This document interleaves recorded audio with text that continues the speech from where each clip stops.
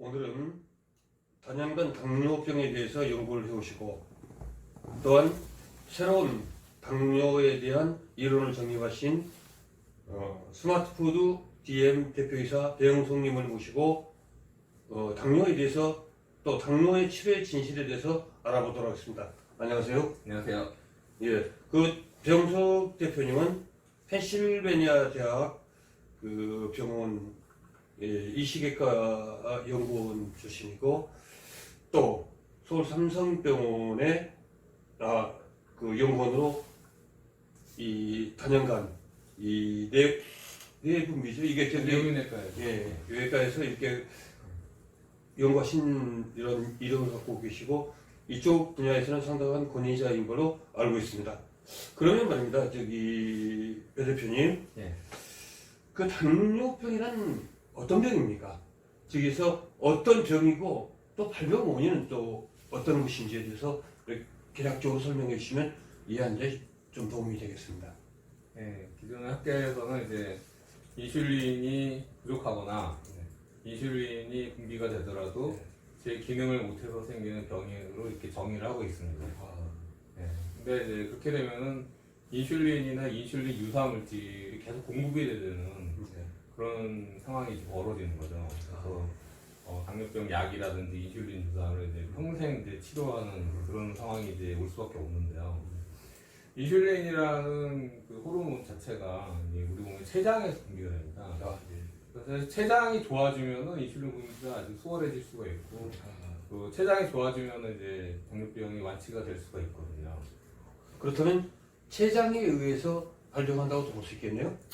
그러니까 췌장에 이제 스트레스를 받거나 췌장에 염증이 생겼을 때 이제 당뇨병이 생길 확률이 높아지는 거죠.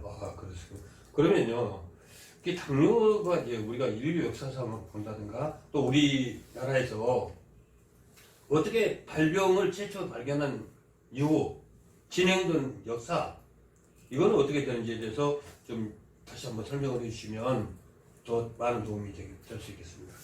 간단하게 이제 당뇨의 역사에 대해서 우리가 돌아볼 필요가 있는데요. 서양 같은 경우에는 기원전 1500년경에 이제 고대 그 역사에도 이제 나오거든요. 그리고 이제 우리가 이제 조선 시대 이제 그 허준의 동의보감이라든지 그리고 이제 그 대장금 드라마에서도 이제 그 당뇨라는 게 이제 나왔었는데 소갈병이라고도 하죠. 근데 그 당뇨는 아주 오래전부터 있어왔던 그런 현상이에요. 어떻게 보면은 병이라고 하기에는 좀 그럴 정도로 당뇨라는 걸 제대로 알고 나면은 자기가 조절하는 게 제일 중요한 그런 거거든요. 그러니까 우리가 이제 음식을 먹으면은 위에서 분해가 돼가지고 이제 소장을 하게 됩니다. 소장해서 이제 혈관으로 이제 들어가게 되는 것이 이제 인풋이에요. 혈관으로 들어가게 되면은 혈관을 타고서 이제 간하고 근육에서 에너지를 쓰고 그다음에 나머지가 이제 저장이 되는 게 이제 아웃풋이죠.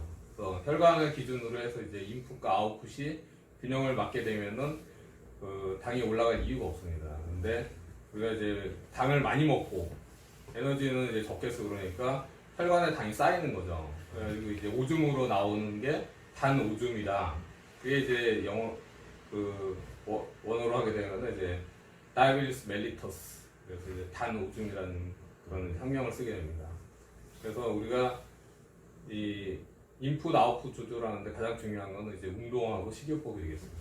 그럼 기원전 1500년 전부터 이제 그 문헌에 있었고 우리 이제 허준의 동의보감에 소갈이라는 걸로 이렇게 나타나 있다.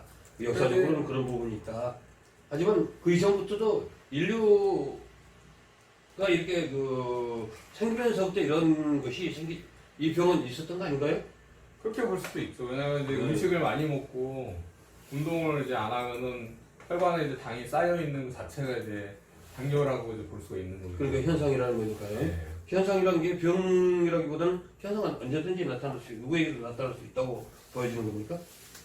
그러니까 이제 바이러스라든지 뭐 세균처럼 이렇게 그 어떤 객체가 있어서 그거를 이제 제거를 한다는 이런 게 아니라 실제로 우리 몸에 이제 그 대사 조절을 통해 가지고 우리가 이제 조절을 해야 되는 거거든요.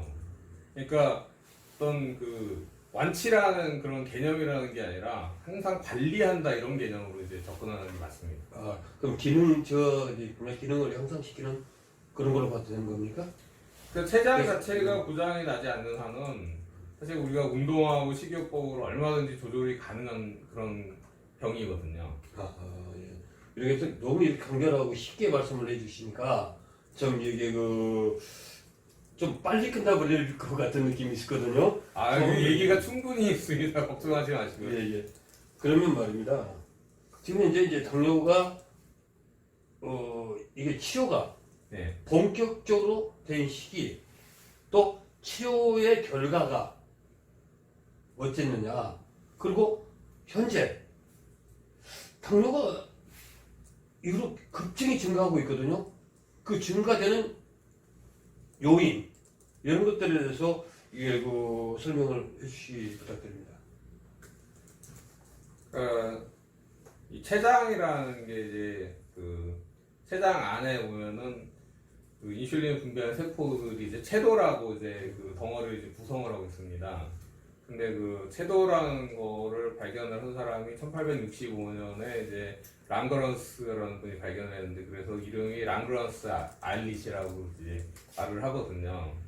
근데 이 채도 이식이라든지 췌장 이식을 통해서 당뇨병이 완치가 될 수가 있어요. 그래서 실제로 이제 채도 이식이나 췌장 이식을 하시는 분들 6개월 정도 이렇게 그 메디케이션 그러니까 치료 없이 당뇨 치료나 이제 인슐린 주사나 이제 당뇨 약을 사용하지 않고 정상적으로 이제 6개월 이상을 갖다가 생활하는 분들이 좀 완치가 됐다고 이제 얘기를 합니다. 근데 우리가 이제 이식이라는 그런 관점에서 보면은 면역 억제제도 써야 되고 같은 여러 가지 그런 불편한 것들이 좀 많아요. 거기다 더 좋은 게 뭐냐 했을 때 이제 췌장 자체가 좋아지면 되는 거거든요. 근데 우리가 이제 그 당뇨 약, 그러니까 인슐린에 대해서 이제 좀 설명을 좀 해드려야 되는 부분들이 있는데요. 1800년대 이제 상당히 이제 당뇨에 대해서 많이 진전이 됐는데 그때도 이제 그 사람들이 당뇨 때문에 죽는 가장 큰 원인은 뭐였냐면은 다이어릭 푸시라고 해서 당뇨 발입니다. 발에 이제 상처가 생기면 그게 타고 올라와가지고 사람이 죽게 되는 그런 상황, 염증에 대한 치료가 안 되는 거예요. 그러니까 다리를 잘라야 되는 그런 상황이 이제 벌어지고 막 그러는데 실제로 사망 1위였던 게 당뇨 쪽에서는 이제 당뇨 발이라고 해서 다이어릭 푸시입니다. 근데 그게 1921년에 이제 그 캐나다 토론토 대학의 벤팅의 베스트 박사팀에서 이 개실험을 통해 가지고 그 혈당을 이 인슐린을 통해서 조절할 수 있다는 걸 보여줘요. 그래서 23년에 이제 그 노벨상을 얻게 됩니다. 그때만 해도 인슐린 거의 뭐 엄청난 센세이션을 일으켰죠. 그래가지고 그 단 2년 만에 논문 나오고 2년 만에 노벨상을 준 정도였거든요.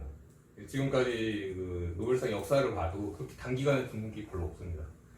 그 이후로 100년 동안 인슐린은 어떤 성약이 되고 있는 그러니까 마치 성경의 바이블 같은 그런 존재가 되거든요.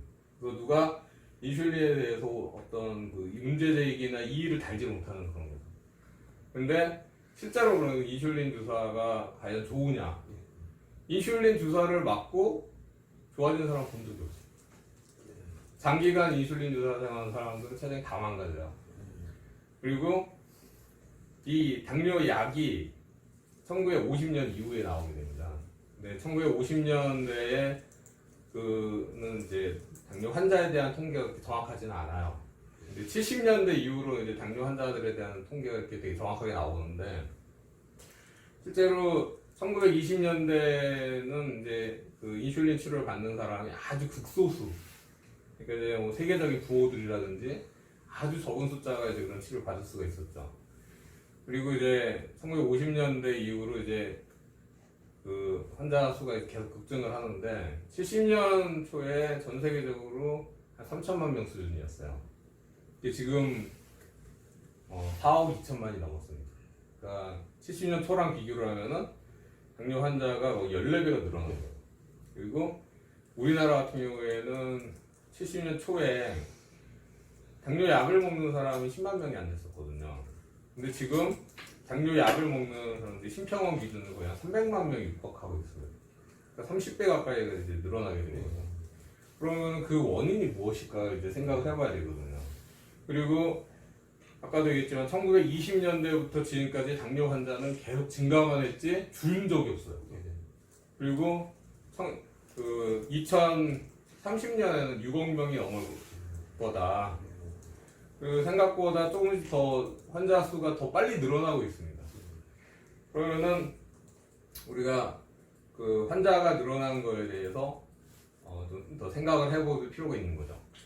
그렇다면 인슐린 자체가 치료제가 아닌 네. 그냥 현상 유지제네요. 안정제일 뿐이네요. 기존의 당뇨약이나 인슐린 주사를 사용을 해서 좋아지는 사람은 본 적이 없어요. 장기간 사용했을 때 오히려 더 문제가 많이 생기는 거죠. 저도 주변에 이제 그 당뇨를 많이 알고 있는 분들이 있습니다. 네. 그럼 뭐 평생을 약을 먹어야 된다. 네. 또 완치가 안 된다는 얘기입니다. 그렇죠. 그다음 발병 원인. 네. 왜 발병하는가? 네. 이제 발병 원인에서 치료 과정이거든요. 발병 원인은 어떤 게 있습니까? 그러니까 췌장이 서서히 망가지는 거예요. 그래서 나중에 보게 되면 췌장이 심각하게 망가져 있는 그런 상황을 볼 수가 있는데 당뇨 환자들의 이제 사망 공식이라고 이제 표현을 쓰지만은 실제로 당뇨 환자들이 패턴을 보게 되면요. 처음에 이제 건강검진을 받던 그 내분비내과에서 이제 검진을 하던 그 120에서 한 150 정도 되면 무조건 약을 줍니다. 약 3년에서 5년 정도 지나게 되면은요, 더 강한 약을 먹게 돼요. 그리고 한 10년 정도 되면은 하루에 한 번 먹던 약이 2번에서 많게는 3번까지 늘어나게 됩니다. 아침, 점심, 저녁으로 이렇게 약을 먹는 상황이 벌어지게 돼요. 한 15년에서 한 20년 정도가 되면은요, 가장 강한 약을 하루에 2-3번씩 먹고 있는데도 혈당이 250, 300 이렇게 나와요. 그러면 선생님은 인슐린 주사를 권하게 됩니다. 그 인슐린 주사를 맞게 되면은요, 당뇨 합병증이 급격하게 악화가 돼요.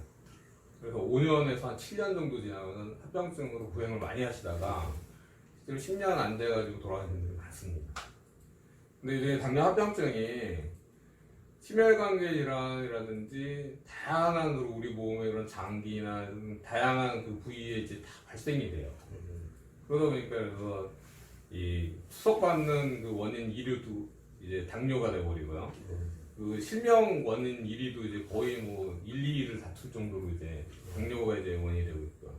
당뇨합병증은 이제 그 속성이 뭐냐면은 혈관염이에요. 그러니까 혈관이 망가져서 생기는 이제 질환인데 그 콩팥의 혈관이 망가지게 되면은 투석을 받아야 되는 상황이 오는 거고요.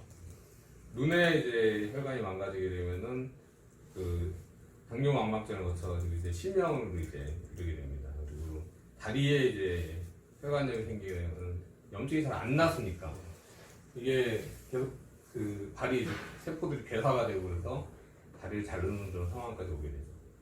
그리고 얘도 우리 심혈관계 질환 전체적으로 다 문제가 생기기 때문에 심장도 그렇고요. 그리고 치매도 이제 어떤 당뇨합병증 일환이 됩니다. 이렇게 결과적으로 봤을 때 인슐린이나 당뇨약, 그러니까 그 당뇨약을 먹었을 때 호전은 되지 않고 결국 악화된다. 네. 그러면 결국은 그게 췌장에 어떤 스트레스를 주는 겁니까? 네. 그 혈당의 이제 롤러코스터 현상이 일어나게 되는데요. 그 음식을 먹으면 혈당이 확 올라가요. 약이나 이제 인슐린 주사를 사용을 하게 되면 혈당이 확 내려갑니다. 근데 이 편차가 점점 많아지는 거예요. 그러다 보니까 혈당이 이제 막 확 올라갔다 확 떨어졌다 이게 계속 반복이 되는 거 이제 롤러코스터 현상이라고 그러죠. 근데 그런 현상들이 췌장에 스트레스를 주게 되고 췌장이 결국 이제 염증을 일으키는 원인이 됩니다.